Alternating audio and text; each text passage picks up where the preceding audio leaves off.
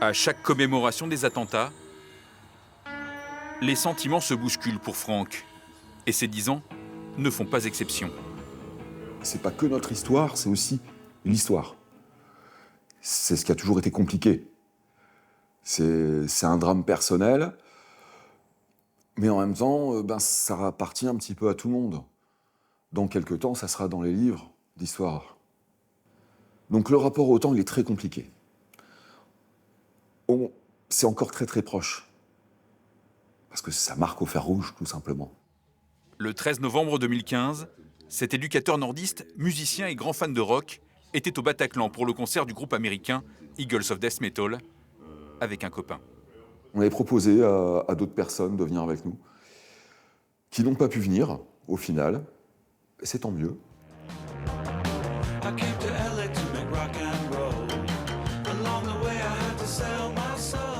Voilà, une soirée concert, quoi. Tout simplement. Mais ce soir-là, à 21h47, tout bascule. Quand on voit les premières personnes en train de courir, qu'on voit la peur, mais vraiment la peur. Je sais vraiment maintenant ce que c'est que de transpirer la peur. Je l'ai vu sur des visages. Bon, là, on comprend qu'il y a un problème. Puis je suis prévenu par mon ami, qui me dit « Franck, casse-toi ». Et puis quand vous vous retrouvez face à une Kalachnikov, j'ai toujours pas compris comment il m'a loupé. J'étais devant lui. Et il m'a loupé. Franck et son ami parviennent à s'échapper par une issue de secours. C'est l'instinct de survie et bizarrement... C'est peut-être marrant ce que je vais dire, mais j'ai remercié le fait d'un Dunkerquois d'origine. Parce que fendre une foule, je sais le faire. Ben oui, mais c'est ça. Mais j'ai agi exactement de la même façon. J'ai calculé les mouvements des gens, quoi. Je me suis tracé un chemin.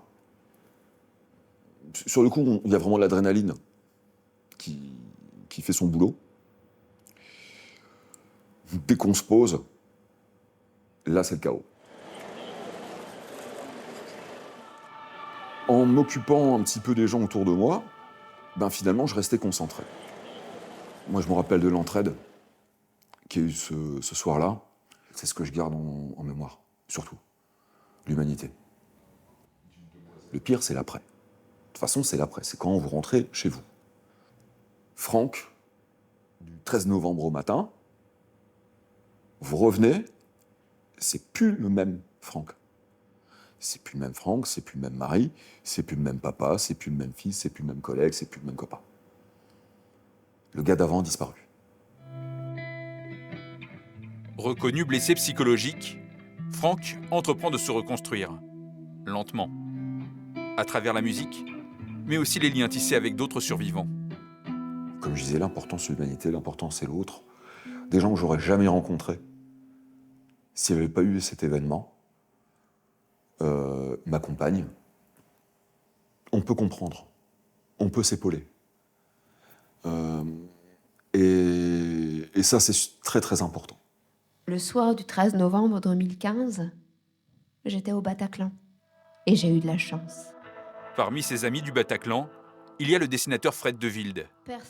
Ensemble, ils créent un spectacle sur scène qui témoigne de leur nuit d'horreur.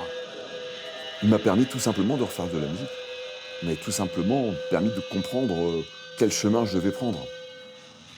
Il avait senti ça. Mais l'an dernier, Fred a mis fin à ses jours. Je pensais pas que le Bataclan allait, en tout cas que le 13 novembre allait encore tuer. Et pourtant, il l'a fait. Cette saloperie m'a enlevé un copain. Un frère, vraiment.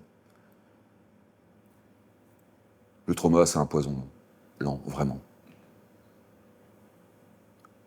C'est pour ça, voilà, la bête, il faut continuer de l'apprivoiser, il faut continuer de la dresser, il faut la surveiller. Le trauma, c'est ça se surveille parce que l'humain est fragile. Il nous l'a prouvé ce soir-là. Ce trauma, la bête comme il l'appelle, Franck a appris à la dompter. Ça fait 3 nuits que je ne rêve plus, ça fait 3 nuits que je ne dors plus. Grâce à la musique, à l'écriture et au travail de mémoire qu'il mène au sein de l'Office national des combattants et des victimes de guerre. I feel like a ghost. Pour témoigner, encore et toujours. I feel, oh, I feel like a ghost.